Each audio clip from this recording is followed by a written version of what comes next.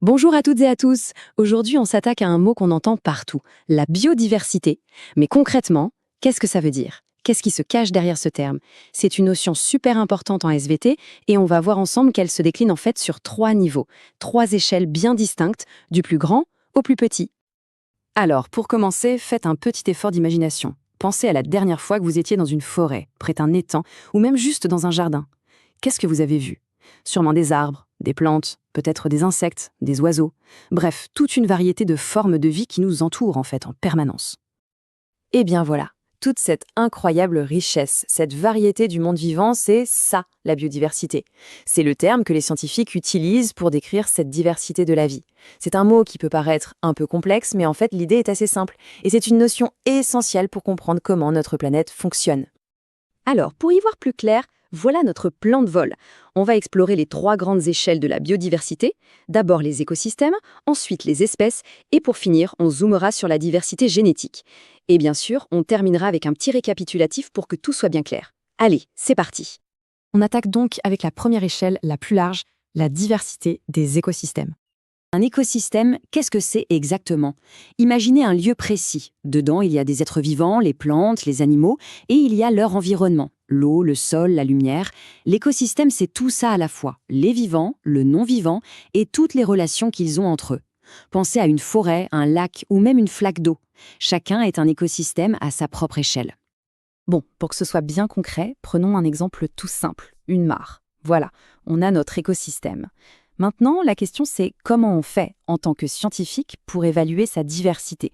Comment on la mesure? C'est là qu'intervient la démarche scientifique. Regardez ce tableau. C'est un super exemple de comment les scientifiques travaillent. Ils ont mesuré différents paramètres d'une mare et ils ont regardé l'impact sur la diversité des plantes. Qu'est-ce qu'on voit? Par exemple, quand l'ombre augmente, hop, la diversité diminue. Pareil s'il y a plus de poissons. Par contre, si la surface de la mare est plus grande, là, la diversité végétale augmente. C'est typiquement ça la science. On observe, on mesure et on cherche des liens de cause à effet. Ok, on a vu l'exemple de la mare, c'est bien. Mais maintenant, accrochez-vous, on change complètement d'échelle. On passe du tout petit à l'immensité des océans. Parce que oui, l'océan est aussi un gigantesque écosystème.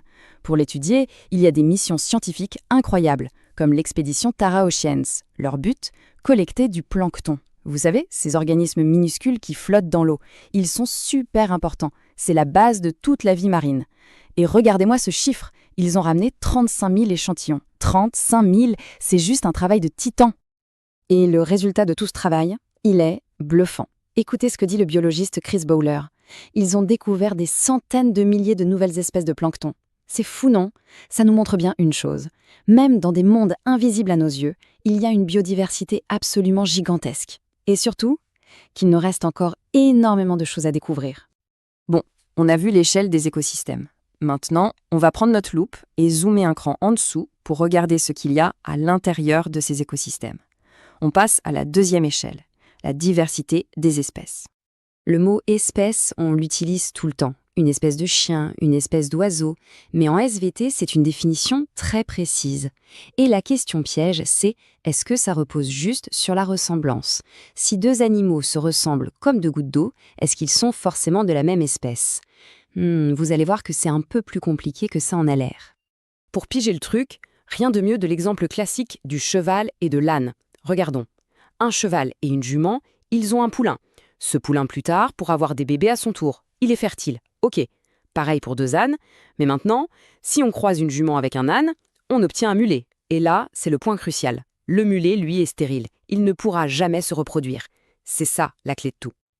Et voilà, on y est. La définition scientifique d'une espèce. C'est un groupe d'individus qui peuvent se reproduire ensemble et dont les descendants sont eux aussi capables de se reproduire. Ils doivent être fertiles. C'est ce critère de descendance fertile qui est fondamental.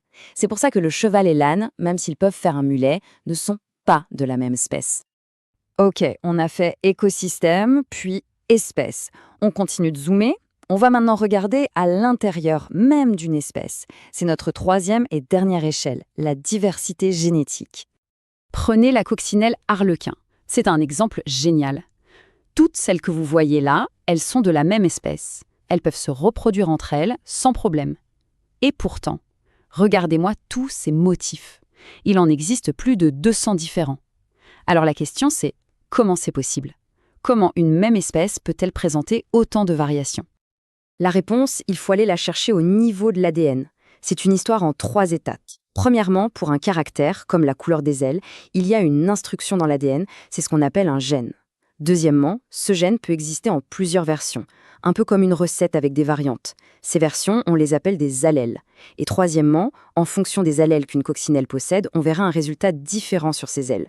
Ce résultat visible, c'est le phénotype. Donc, pour faire simple, un allèle, c'est une version d'un gène. Et c'est la somme de tous les allèles différents au sein d'une espèce qui constitue sa diversité génétique. C'est pour ça que toutes les coccinelles arlequins sont différentes. Et en fait, c'est la même chose pour nous, c'est la diversité de nos allèles qui fait que nous sommes tous uniques. Voilà, on a fait le tour des 3 échelles. Maintenant, on récapitule tout ça pour être sûr que c'est bien en place. Alors, pour résumer, la biodiversité, ce sont 3 poupées russes. La plus grande poupée, c'est la diversité des écosystèmes, les forêts, les récifs, les mares. À l'intérieur, on ouvre et on trouve la deuxième poupée, la diversité des espèces, avec notre fameux critère de reproduction fertile. Et si on ouvre encore, on trouve la plus petite poupée, la diversité génétique, avec toutes les versions de gènes, les allèles, qui rendent chaque individu d'une espèce unique.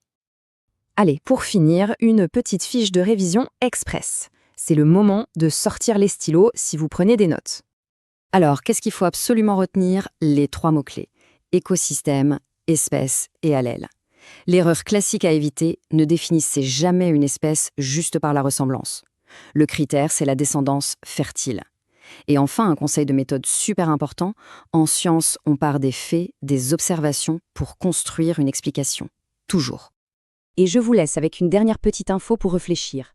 Saviez-vous que la biodiversité, ce n'est pas que dehors? En fait, chacun de nous est un écosystème ambulant. Notre corps héberge des milliards de bactéries et autres micro-organismes, c'est notre microbiote. Et cette biodiversité qui vit en nous est vitale pour notre santé. Comme quoi, la biodiversité, elle est vraiment partout, y compris en nous. Voilà, j'espère que cette explication vous a été utile. À très bientôt.